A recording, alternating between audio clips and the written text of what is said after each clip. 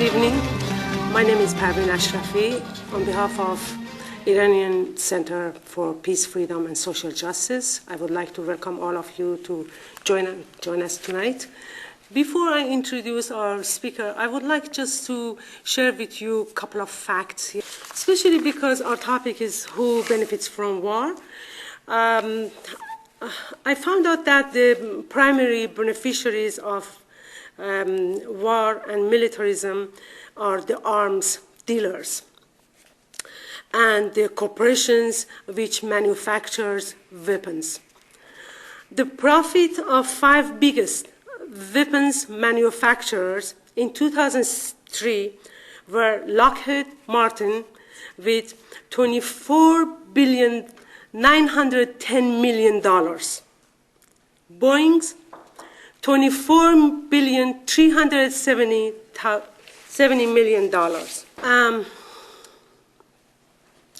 Northrop Grumman, $22.720 billion. And Raytheon, $15.450 billion. This is just 2003. These options profits were assigned by Pentagon Prime Contract Award. Corporate welfare by way of PPCA, which is Pentagon Prime Contract Award, to the 3 biggest U.S. weapons producers in the 2003 fiscal year was $21.9 billion to Lockheed Martin, $17.3 billion to Boeing, $11.1 billion to Northrop Grumman. These are the direct support of Pentagon to these weapon producers. The secondary beneficiaries, of course, are the politicians who use violence, intimidation, and fear to their short-term political terms with the aims and moment of glory, and those governments who believe their national interest must be protected by killing others. Sometimes these people are, of course, the same people who profit from the arms trades. The global military spending in 2004 was more than $1.035 billion. This is equivalent to more than 2.8 billion every day. Just imagine the level of official aid to developing countries globally was just $78.6 billion.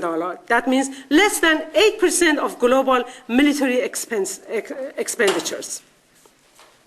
Every dollar that is spent by the military is a dollar taken from taxpayers. It is a dollar which could be used to promote life, not death. To provide clean water for 2.6 billion people and save an estimated 4,000 lives each day would cost just $7 billion, less than 3 days of global military expenditures.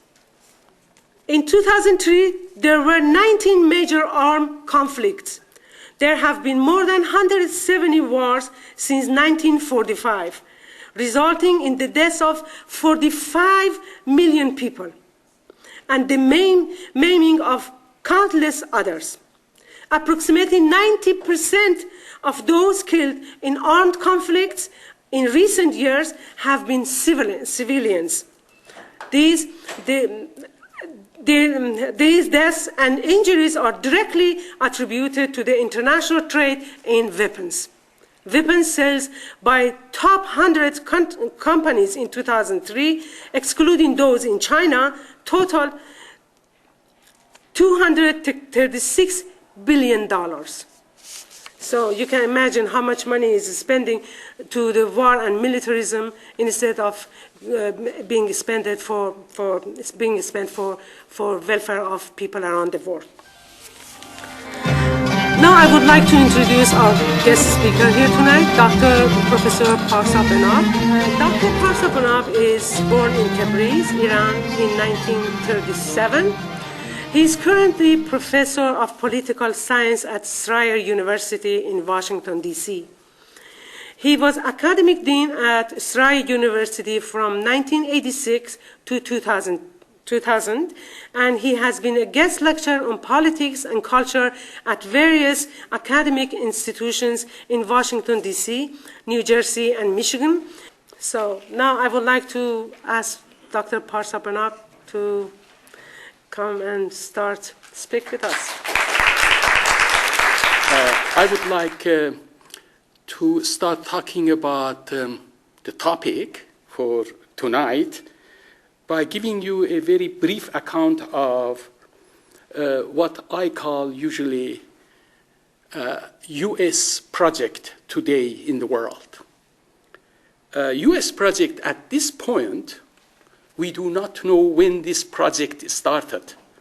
But at this point, we know that United States is aiming to globalize Monroe Doctrine. Monroe was president of the United States in 1820s. He believed that the whole Latin America, that means Central America, South America, and the Caribbean, is God-given backyard to U.S. imperial power. But that was only in connection with Latin America. After the end of the Second World War, all the documents from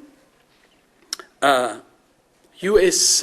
government agencies, but especially Department of State and Department of Defense, show us that immediately after the Second World War, United States attempted to globalize Monroe Doctrine, to make Middle East, then Southeast Asia, finally West Africa, as U.S. backyards, the way they have done Latin America. But for understandable reasons, after the Second World War, U.S. postponed this project, this plan, for three fundamental reasons. Three major challenge made U.S. to retreat from globalizing Monroe Doctrine and postpone it.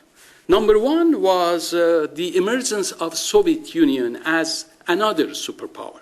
The second challenge was the rise of social democratic forces in specifically Western Europe and Scandinavian countries. And the third one was very obvious, the rise of national liberation movements throughout the world. But in the last 30 years, but specifically from 1973 up to now, what happened in the world? On the one hand, we saw that the social democracies in Europe were subverted, or some scholars, they will call it, they were castrated. So after the collapse of these three important challenges, then U.S. moved on to globalize Monroe Doctrine. This movement by U.S. almost was coincidental. It was coincided, paralleled with the rise of a very new, dynamic, imperial block of political forces, which today we call them what? Neocons or neoconservatives. So as neoconservatives moved into U.S. government agencies and took over State Department, later on Department of Defense, and later on the mass media in the United States, and finally in the year 2000 they took over the White House.